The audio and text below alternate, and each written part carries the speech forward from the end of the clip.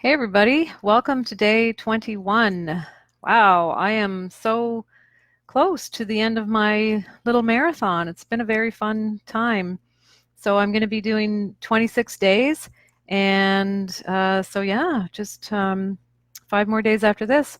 The course starts next week on Thursday afternoon. I'm getting some registrations in. I'm excited about the people that are going to be in the class, and I'm looking forward. Sorry, my phone is ringing. I usually turn my phone off, so let's get that off.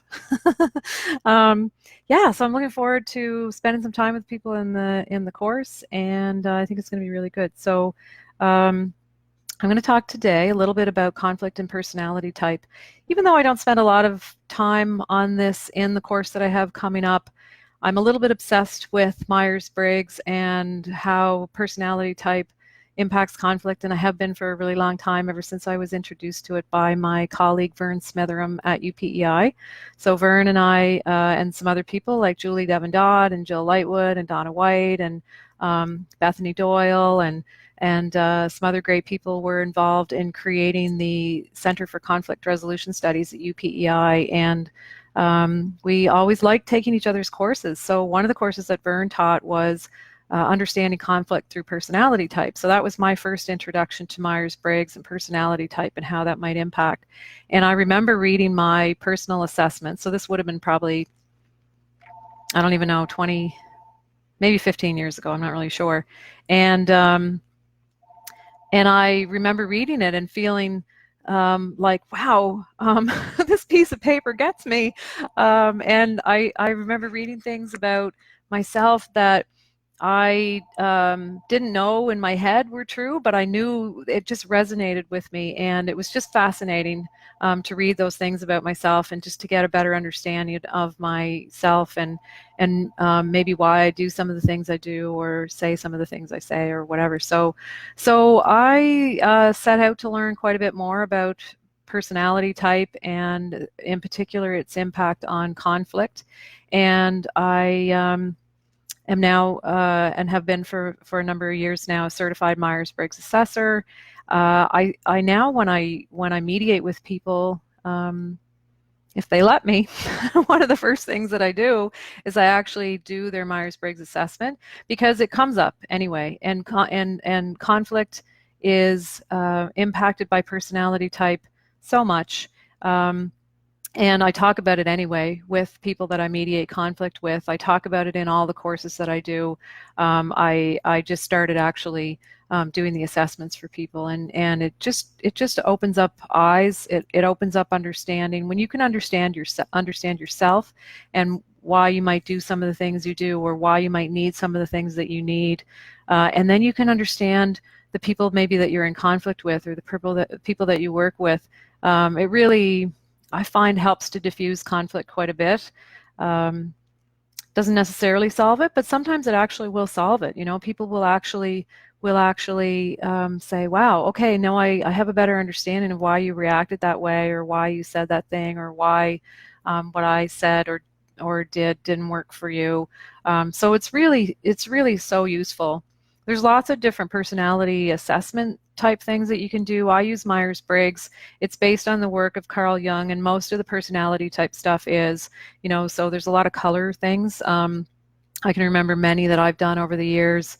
Back in the day, there was one actually called Colors, but there's insights and different things, and they all have similar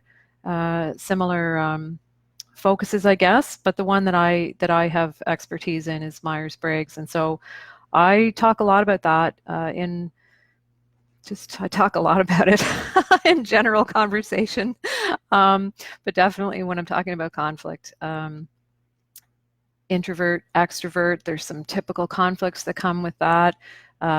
Intuitive and sensing, you know, certain conflicts that typically come when people have those differences. Thinking and feeling, there's definitely some conflicts that can come up there, and also the J and the P, the judging and perceiving. It's quite fascinating. It's quite helpful. I do talk about it, as I said, a little bit in the course that I have coming up, but I don't. But really, it's just when I'm talking off the top of my head. It's not part of the materials. I'm actually going to create a course on this, a standalone online course. Probably try to do something in the fall on this. But yeah, I'll share.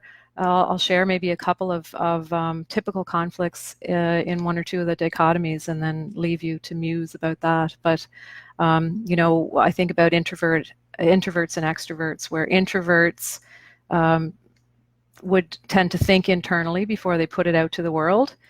So they process internally, where extroverts think out loud.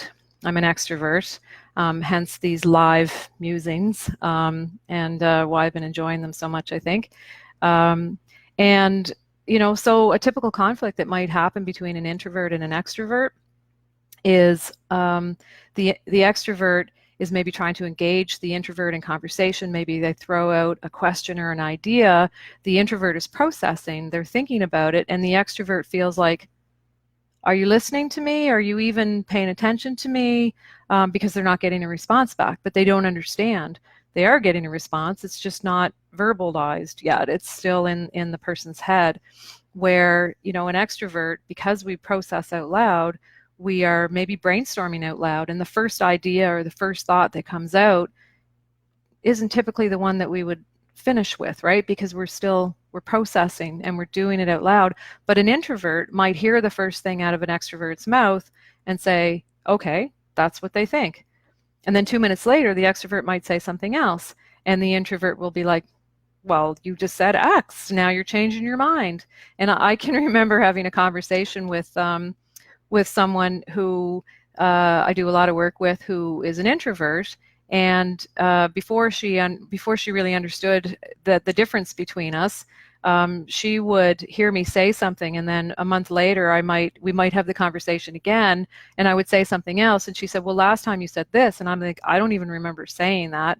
And she thought I was all over the map, but really I'm still processing, right? So that can be a typical conflict that arises between introvert extrovert in that sort of realm of personality differences. They each have their own typical ones, and there's certainly more between introverts and extroverts, but perhaps I'll just leave you with that one.